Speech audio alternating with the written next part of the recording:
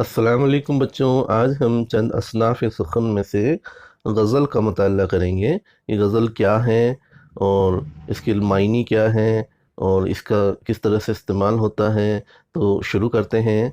गज़ल उर्दू शायरी की सबसे मशहूर व मकबूल सनफ़ है। सनफ़ मतलब रचना है, कंपोजिशन है। उर्दू के तकरीबन हर शायर ने इस सनफ़ में ज़ोर आज़माया है, यानी हर शायर ने गज़ल गोई में ज़ोर आज़माया है, मतलब अपना ज़ोर आज़माया है। गज़ल के लुग़वी मायने यानी लुग़त के हिसाब से मायने जो है वो होता है महबूब दोस्त से हुस्न व इश्क की बातें करना। यानी महबूब या दोस्त से हुस्न और इश्क की बातें करना इसके लुग़वी मायने हैं। लेकिन उर्दू गज़ल कभी अपने इन महदूद मायनों में कैद नहीं रही।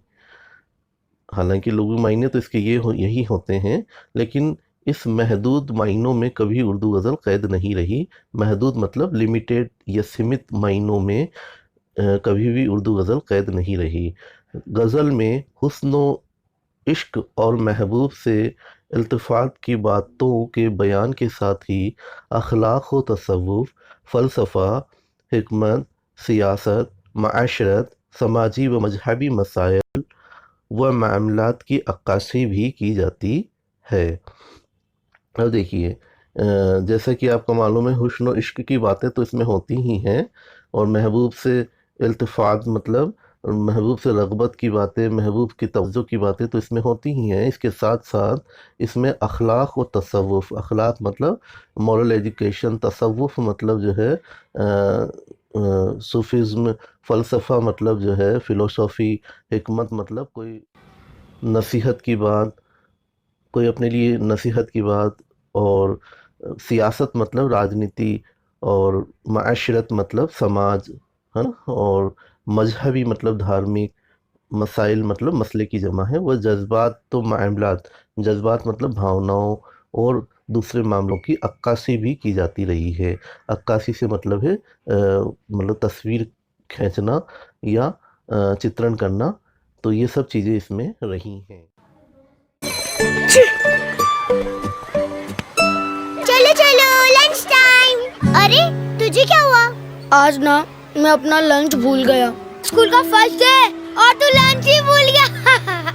बस इतनी सी बात, अभी लंच बना देते हैं। ये ले मेरा नैपकिन और स्पून। अरे मेरा रोल भी है। ट्राई नूडल्स एकदम मस्त बने हैं। ये सब खुद ही ठूसेगा या इधर भी देगा? क्या सिखाया था? घर के अंदर हैंड वॉश और घर के बाहर सैनिटाइजर। एक मिनट, मैं भी कुछ लाया हूँ। खाने से पहले ये लो। 1 2 3 जम से हो फ्री। खाना हो या मस्ती हो, घर हो या बाहर हो, बनावट के एतबार से गज़ल का पहला शेर मतलह कहता है।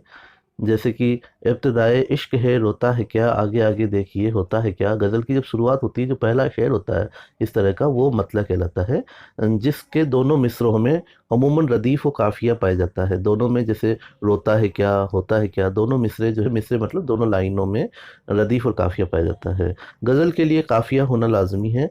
मतलह के बाद भी अगर किसी शेर के दोनों मिसरों में रदीफ़ व काफ़िया हों, जैसे पहले में तो दोनों में रदीफ़ व काफ़िया होते ही है, उसके बाद की भी अगर किसी शेर में रदीफ़ व काफ़िया हो तो उस शेर को हुस्न मतलह कहते हैं। इसके बाद के अशआर फ़र्द कहलाते हैं, और बाद के जो अशआर होते हैं वो फ़र्द कहलाते हैं। अशआर शेर की जमा है जिनके महज दूसरे मिसरों में रदीफ़ व काफ़िया होता है। गज़ल का आखिरी शेर जिसमें शायर अपना तखल्लुस इस्तेमाल करता है, जो आखिरी का जो शेर होता है जिसमें शायर अपना तखल्लुस इस्तेमाल करता है, तखल्लुस उसको कहते हैं जो शायर अपनी पहचान के लिए किसी ख़ास लफ्ज़ का इस्तेमाल करता है, तो उस आखिरी शेर को मक़ता कहते हैं।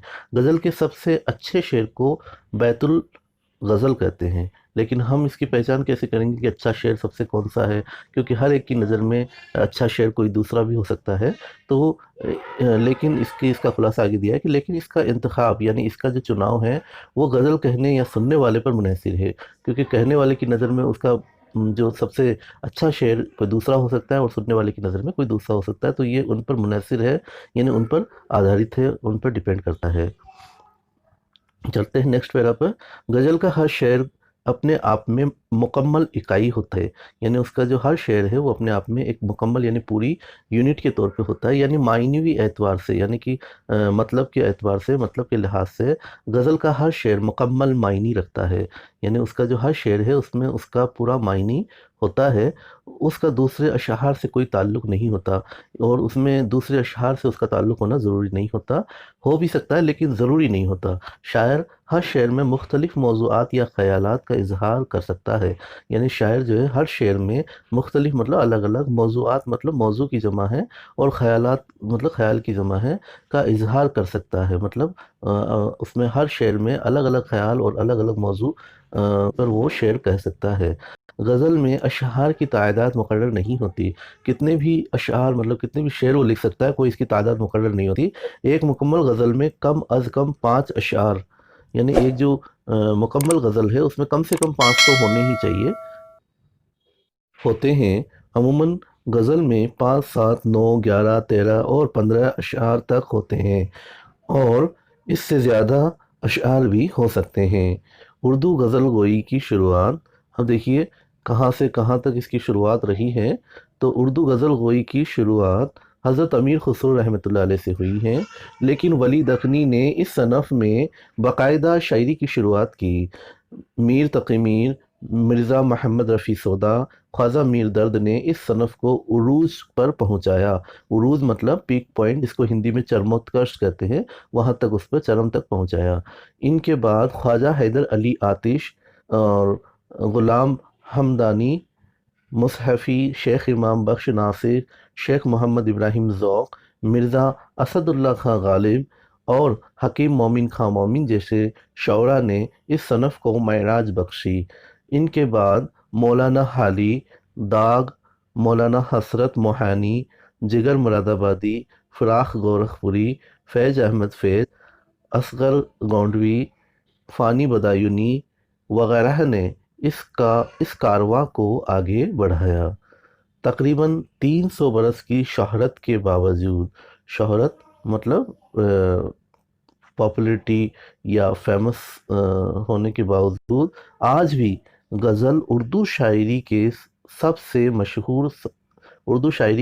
مشہور صنف سخن ہے، یعنی اردو شاعری میں سب سے مشہور آج بھی غزل ہے۔